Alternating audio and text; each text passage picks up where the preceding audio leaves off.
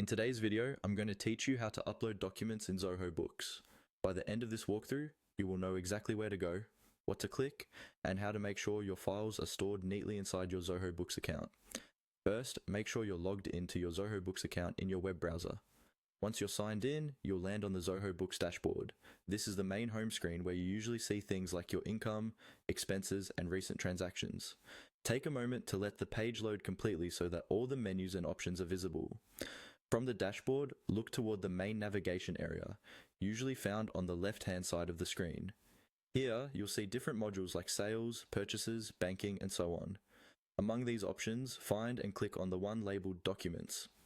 This section is where Zoho Books lets you store and manage files related to your accounting, like invoices, receipts, contracts, or any supporting documentation you want to keep organized. After you click on Documents, Zoho Books will open up the Documents module. Inside this module, you'll see several views or tabs that help you filter and organize your files. To keep things simple and make sure you can see everything that's already there, go ahead and click on All Documents. This view shows all the files you've added, regardless of type or status, so it's a good place to start when you're uploading or checking what's already in your account. Once you're in the All Documents view, look for a button that says Upload File. This is usually located near the top right area of the screen. When you click on Upload File, your browser will open a file selection window from your computer. Now, choose the document or documents you want to upload into Zoho Books.